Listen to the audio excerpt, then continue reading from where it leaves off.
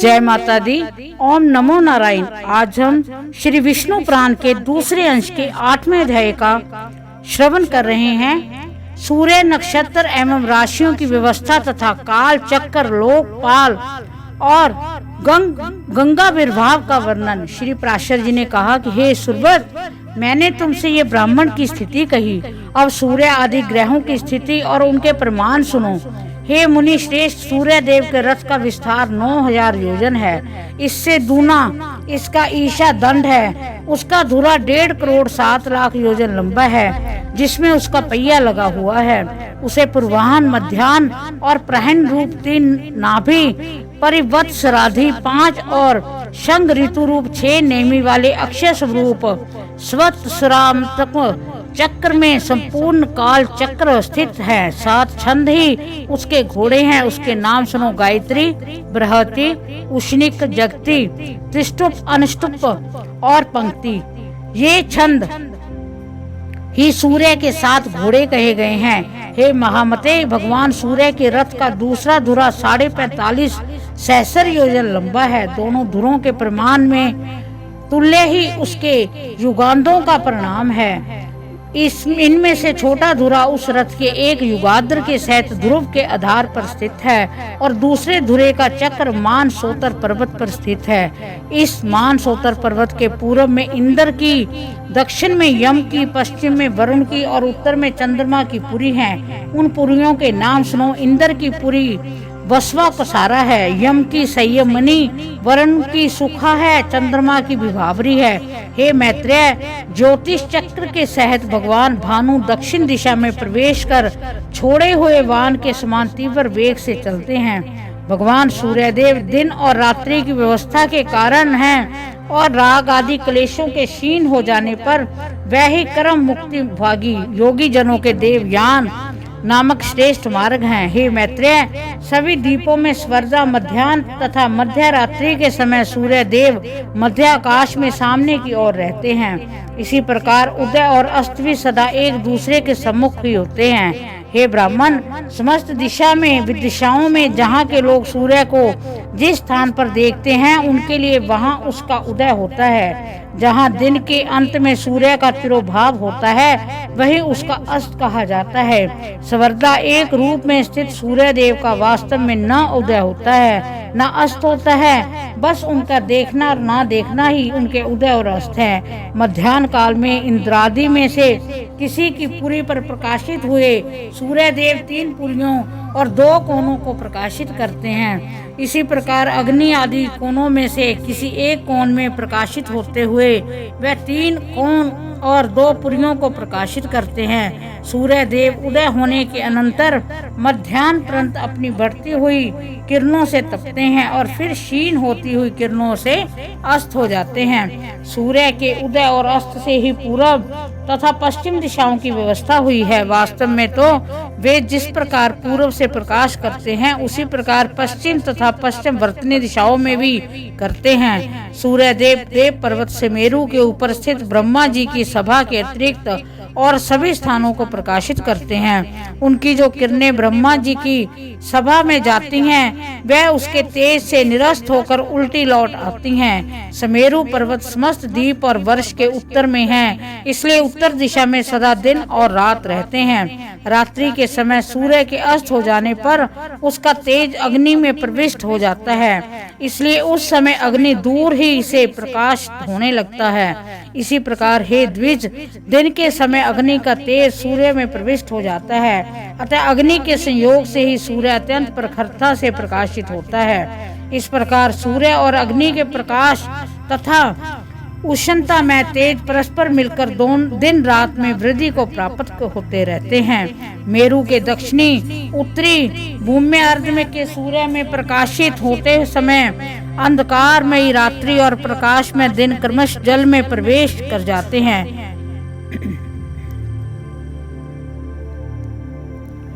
मेरु के दक्षिणी और उत्तरी भूमि अर्ध के सूर्य के प्रकाशित होते समय अंधकारमयी रात्रि और प्रकाश में दिन क्रमश जल में प्रवेश कर जाते हैं। दिन के समय रात्रि के प्रवेश करने से ही जल कुछ ताम्र वर्ण दिखाई देता है, किंतु सूर्य अस्त हो जाने पर उसमें दिन का प्रवेश हो जाता है। इसलिए दिन के प्रवेश के कारण ही रात्रि के समय वह शुक्ल वर्ण हो जाता है। इस प्रकार जब सूर्य पुष्कर द्वीप के मध्य में पहुंचकर पृथ्वी का तीसरा भाग पार कर लेता है तो उसकी वह गति एक मुहूर्त होती है। हे द्विज, कुलाल चक्र के सिरे पर घूमते हुए जीव के समान भ्रमण करता हुआ ये सूर्य पृथ्वी के 30 भागों का अतिक्रमण करने पर एक दिन रात्रि करता है। हे द्विज, उत्तरायण के आरंभ में सूर्य सबसे पहले मकर राशि में जाता है। उसके पश्चात वह कुंभ और मीन राशियों में एक एक राशि से दूसरी राशि में जाता है।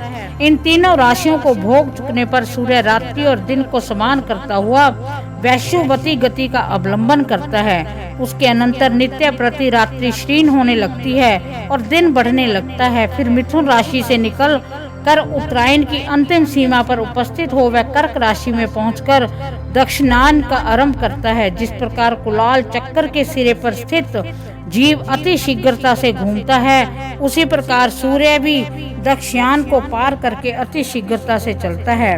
अतः वह अति शीघ्रता पूर्वक वायु वेग से चलते हुए अपने उत्कृष्ट मार्ग को थोड़े समय में ही पार कर लेता है।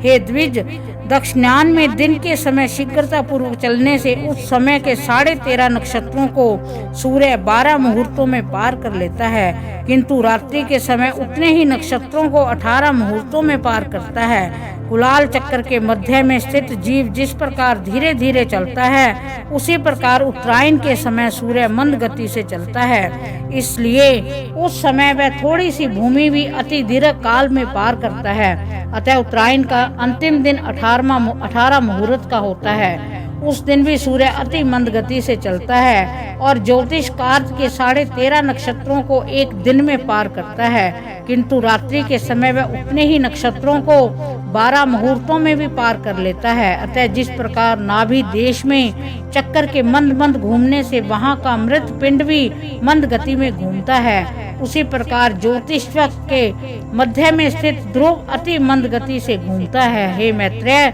जिस प्रकार कुलाल चक्र की नाभि अपने स्थान पर ही घूमती रहती है, उस प्रकार ध्रुव भी अपने स्थान पर ही घूमता रहता है। इस प्रकार उत्तर तथा दक्षिण सीमाओं के मध्य में मंडलाकर घूमते रहने से सूर्य की गति दिन अथवा रात्रि के समय मंद अथवा शीघ्र हो जाती है। जिस अयन में सूर्य की गति दिन के समय मंद होती है, उसमें रात्रि के समय शीघ्र होती है। जिस समय रात्रि काल में शीघ्र होती है, उसमें दिन में मंद हो जाती है। हे द्विज, सूर्य को सदा एक बराबर मार्ग ही पार करना पड़ता है। एक दिन रात्रि में यह समस्त राशियों का भोग कर लेता है। सूर्य 6 राशियों को रात्रि के समय भोगता है और 6 को दिन के समय भोगता है। राशियों के परिमाण अनुसार ही दिन का बढ़ना और घटना होता है तथा रात्रि की लघुता दीर्घता भी राशियों के भोग अनुसार ही दिन अथवा रात्रि की लघुता अथवा दीर्घता होती है। उत्तरायण में सूर्य की गति रात्रि काल में शीघ्र होती है तथा दिन में मंद। दक्षिणायन में उसकी गति इसके विपरीत होती है। रात्रि उषा कहलाती है तथा दिन व्युष्टि कहा जाता है। इन उषा तथा व्युष्टि के बीच के समय को संध्या कहते हैं। इस अति दारुण और भयानक संध्या काल के उपस्थित होने पर मनदेहा नामक भयंकर राक्षसगण सूर्य को खाना चाहते हैं। हे मैत्रेय, उन राक्षसों को प्रजापति का ये शाप है कि उनका शरीर अक्षय रहकर भी मरण नित्य प्रति हो। अतः संध्या काल में उनका सूर्य से अति भीषण युद्ध होता है। हे महामुने, उस समय द्विजोत्तमगण और ब्रह्म स्वरूप ओमकार तथा गायत्री से अभिमंत्रित जल छोड़ते हैं। उस वज्र स्वरूप जल से वे दुष्ट राक्षस दग्ध हो जाते हैं। अग्निहोत्र में जो सूर्य ज्योति इत्यादि मंत्र से प्रथम आहुति दी जाती है, उससे सहस्त्राशु दिन नाथ दैदीप्यमान हो जाते हैं। ओंकार, विषव, तेजस और प्रज्ञा रूप 3 धामों से युक्त भगवान विष्णु हैं तथा संपूर्ण वाणियों का अधिपति है। उसके उच्चारण मात्र से ही वह राक्षसगण नष्ट हो जाते हैं। सूर्य विष्णु भगवान का अति श्रेष्ठ अंश और विकार रहित अंत ज्योति स्वरूप है। ओंकार उसका वाचक है और वह उन राक्षसों के वध में अत्यंत प्रेरित करने वाला है। उसे ओंकार की प्रेरणा से अति प्रदीप्त होकर वह ज्योतिमदेहा नामक संपूर्ण पापी राक्षसों को दग्ध कर देती है। इसलिए संध्या उपासन कर्म का उल्लंघन कभी नहीं करना चाहिए। जो पुरुष संध्या उपासन नहीं करता वह भगवान सूर्य का घात करता है। तदनुसार भगवान सूर्य संसार के पालन में प्रवृत्त बाल खल्यादि ब्राह्मणों से सुरक्षित होकर गमन करते हैं। 15 निमेष की एक काष्ठा होती है। 30 काष्ठा की एक कला गिनी जाती है। 30 कलाओं का एक मुहूर्त होता है। 30 मुहूर्त के संपूर्ण रात्रि दिन होते हैं। दिन का हवास अथवा वृद्धि क्रमश प्रातः काल, मध्याह्न काल और दिवसांशों के हवास वृद्धि के कारण होते हैं, किंतु दिनों के घटते बढ़ते रहने पर भी संध्या सवर्दा समान भाव से ही एक मुहूर्त की ही होती है। उदय से लेकर सूर्य की 3 मुहूर्त की गति के काल को प्रातः काल कहते हैं। यह संपूर्ण दिन का 5वां भाग होता है। ये प्रातः काल के अनंतर 3 मुहूर्त का समय सग्गव कहलाता है तथा सग्गव काल के पश्चात 3 मुहूर्त का मध्याह्न होता है। मध्याह्न काल से पीछे का समय अपराह्न कहलाता है। इस काल भाग को भी बुद्ध जन 3 मुहूर्त ही बताते हैं। अपराह्न के बीतने पर सायन आता है। इस प्रकार 15 मुहूर्त और 3 मुहूर्त होते हैं।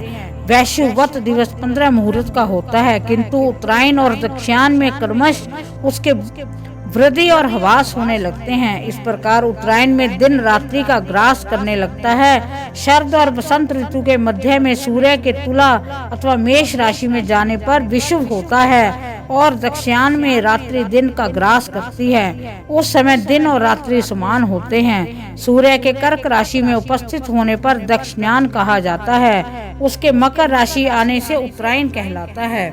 हे ब्राह्मण, मैंने जो 30 मुहूर्त के एक रात्रि दिन कहे हैं, ऐसे 15 रात्रि दिवस का एक पक्ष कहा जाता है। 2 पक्ष का एक मास होता है। 2 सौर मास की एक ऋतु होती है और 3 ऋतु का एक अयन होता है।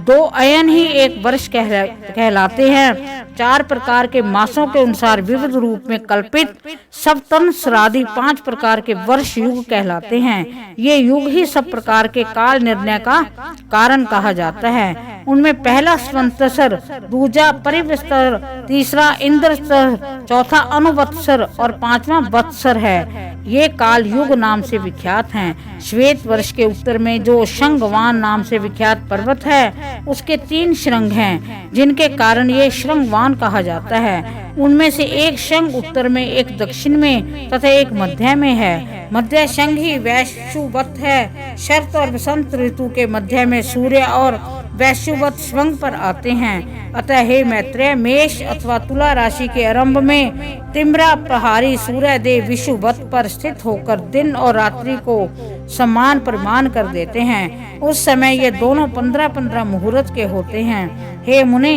जिस समय सूर्य कृतिका नक्षत्र के प्रथम भाग अर्थात मेष राशि के अंत में तथा चंद्रमा निश्चय ही विशाखा के चतुर्थार्थ में हो, अथवा जिस समय सूर्य विशाखा के तृतीय भाग अथवा तुला के अंतिश मास का भोग करते हों और चंद्रमा कृतिका के प्रथम भाग अर्थात में शांत में स्थित जान पड़े, तभी वह विषुव नामक अति पवित्र काल कहा जाता है। इस समय देवता, ब्राह्मण, पितृगण के उद्देश्य से संचित होकर दान आदि देने चाहिए। यह समय दान ग्रहण के लिए मानव देवताओं के खुले हुए मुख के समान है। अतः विषुव काल में दान देने करने वाला मनुष्य कृतकृत्य हो जाता है। यज्ञ आदि के काल निर्णय के लिए दिए दिन, रात्रि, पक्ष, कला, काष्ठा और क्षण आदि का विषय भली प्रकार जानना चाहिए। राका और अनुमति 2 प्रकार की पूर्णमासी तथा सिनी वाली और कुहू 2 प्रकार की अमावस्या होती हैं। माघ, फागुन, चैत्र, वैशाख, ज्येष्ठ, हाड़ ये 6 मास उत्तरायण होते हैं और श्रावण, भाद्र, अश्विन, कार्तिक और गहन 5 ये 6 दक्षिणायन कह जाते हैं। मैंने पहले तुमसे जिस लोकालोक पर्वत का वर्णन किया है, उसी पर 4 वृक्ष ही लोकपाल निवास करते हैं। हे द्विज, सुधामा, कंदरम के पुत्र शंखपाद, हिरण्य रोमा तथा केतुमान ये चारों निर्दंड, निर्भिमान, निरालस्य, निष्प्रियग्रह लोकपालगण लोकालोक पर्वत की चारों दिशाओं में स्थित हैं, जो अगस्त्य के उत्तर तथा अजविथि के दक्षिण में वैश्वनार मार्ग में भिन्न मार्ग हैं। वही पितृयान पथ हैं। उस पितृयान मार्ग में महात्मा मुनिजन रहते हैं। जो लोग अग्निहोत्री होकर प्राणियों की उत्पत्ति में आरंभक ब्रह्मा की स्तुति करते हुए यज्ञ अनुष्ठान के लिए उद्यत हो कर्म का आरंभ करते हैं, वह उनका दक्षिण मार्ग है। वे युग युगांतर में विछिन्न हुए वैदिक धर्म की संतान तपस्या, वर्ण, आश्रम, मर्यादा और विविध शास्त्रों के द्वारा पुण्य स्थापना करते हैं। पूर्वतन धर्म प्रवर्तक ही अपने उत्तरकालीन संतान के यहाँ उत्पन्न होते हैं और फिर उत्तरकालीन धर्म प्रचारगण अपने यहाँ संतान रूप से उत्पन्न हुए अपने पितरगण के कुलों में जन्म लेते हैं। इस प्रकार वह व्रतशील महर्षिगण चंद्रमा और तारागण की स्थिति पर्यंत सूर्य के दक्षिण मार्ग में पुनः पुनः आते जाते रहते हैं। नागविथि के उत्तर और सप्त ऋषियों के दक्षिण में जो सूर्य का उत्तरीय मार्ग है उसे देवयान मार्ग कहते हैं। उसमें जो प्रसिद्ध निर्मल स्वभाव और जितेंद्रिय ब्रह्मचारी गण निवास करते हैं वह संतान की इच्छा नहीं करते, अतः उन्होंने मृत्यु को जीत लिया है। सूर्य के उत्तर मार्ग में 80,000 उधर्व रेता मुनिगण प्रलय काल पर्यंत निवास करते हैं। उन्होंने लोभ के असंयोग, मैथुन का त्याग, इच्छा और द्वेष की अप्रवृत्ति, कर्म के अनुष्ठान के त्याग, काम वासना के असंयोग और शब्द आदि विषयों के दोष दर्शन इत्यादि कारणों से शुद्ध चित्त होकर अमरता प्राप्त कर ली है। भूतों के प्रलय पर्यंत स्थिर रहने को ही अमरता कहते हैं। त्रिलोकी की स्थिति तक के इस काल को ही अपन मार कहा जाता है। हे द्विज, ब्रह्म हत्या और अश्वमेध यज्ञ से जो पाप और पुण्य होते हैं उसका फल प्रलय पर्यंत कहा गया है। हे मैत्रेय, जितने प्रदेश में ध्रुव स्थित है पृथ्वी से लेकर उस प्रदेश पर्यंत संपूर्ण देश प्रलय काल में नष्ट हो जाते हैं। सप्त ऋषियों में उत्तर दिशा में ऊपर की और जहाँ ध्रुव स्थित हैं वहाँ अति तेजो में स्थानीय आकाश में विष्णु भगवान का तीसरा दिव्य धाम है। हे विपर, पुण्य पाप के क्षीण हो जाने पर दोष पंख शून्य संयत आत्मा मुनि जनों का यही परम स्थान है। पाप पुण्य के निवर्त हो जाने तथा देह प्राप्ति के संपूर्ण कारणों के नष्ट हो जाने पर प्राणी गण जिस स्थान पर जाकर फिर शोक नहीं करते वही भगवान विष्णु का परम पद है। जहाँ भगवान की समान ऐश्वर्य से प्राप्त हुए योग द्वारा स्थित होकर धर्म और ध्रुव आदि लोग साक्षी गण निवास करते हैं वही भगवान विष्णु का परम पद है। हे मैत्रेय, जिसमें ये भूत भविष्य और वर्तमान चराचर यज्ञ ओत प्रोत हो रहा है वही भगवान विष्णु का परम पद है। जो तल्लीन योगी जनों को आकाश मंडल और दैवीय पान सूर्य के समान सबके प्रकाशक रूप से प्रतीत होता है तथा जिसका विवेक ज्ञान से ही प्रत्यक्ष होता है वही भगवान विष्णु का परम पद है। हे द्विज, उस विष्णु पद में ही सबके आधारभूत परम तेजस्वी ध्रुव स्थित हैं तथा ध्रुव जी में समस्त नक्षत्र और नक्षत्र में मेघ और मेघों में वृष्टि आश्रित है। हे महामुने, उस वृष्टि से ही समस्त सृष्टि का पोषण संपूर्ण देव मनुष्य आदि प्राणियों की पुष्टि होती है। फिर गो आदि प्राणियों से उत्पन्न दुग्ध और घृत आदि की आहुतियों से परितुष्ट अग्नि देव ही प्राणियों की स्थिति के लिए पुण्य वृष्टि का कारण होते हैं। इस प्रकार विष्णु भगवान का यह निर्मल तृतीय लोक ही त्रिलोकी का आधारभूत और वृष्टि का आदि कारण है। हे ब्राह्मण, इस विष्णु पद से ही देवांगनाओं के अंग राग से पांडुरवरण हुई सी सर्व पापम हारनी श्री गंगा जी उत्पन्न हुई हैं। विष्णु भगवान के वाम चरण कमल के अंगूठे के नख रूप स्रोत से निकली हुई उन गंगा को ध्रुव दिन रात अपने मस्तक पर धारण करता है। तदनुसार जिनके जल में खड़े होकर प्राणायाम प्रायण सप्त ऋषिगण उनकी तरंग भृंगी और जटा कलाप के कम यान होते हुए अघम श्रण मंत्र का जप करते हैं और जिनके विस्तृत जल समूह में आप लावित होकर चंद्रमंडल श्रेय के अनंतर पुण्य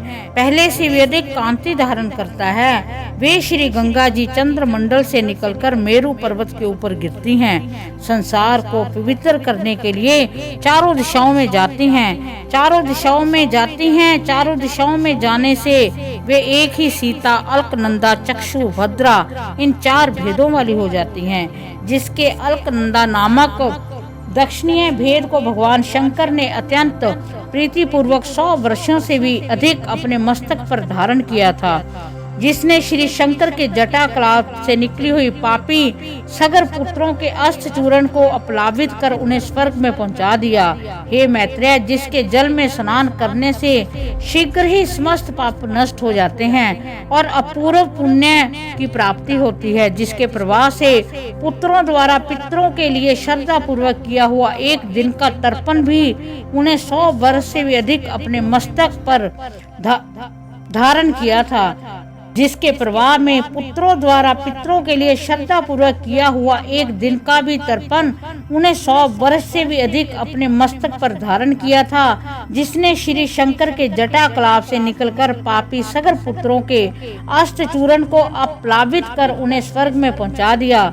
हे मैत्रेय, जिसके जल में स्नान करने से शीघ्र ही समस्त पाप नष्ट हो जाते हैं और अपूर्व पुण्य की प्राप्ति होती है, जिसके प्रभाव में पुत्रों द्वारा पितरों के लिए श्रद्धा पूर्वक किया हुआ एक दिन का भी तर्पण उन्हें 100 वर्ष तक दुर्लभ तृप्ति देता है।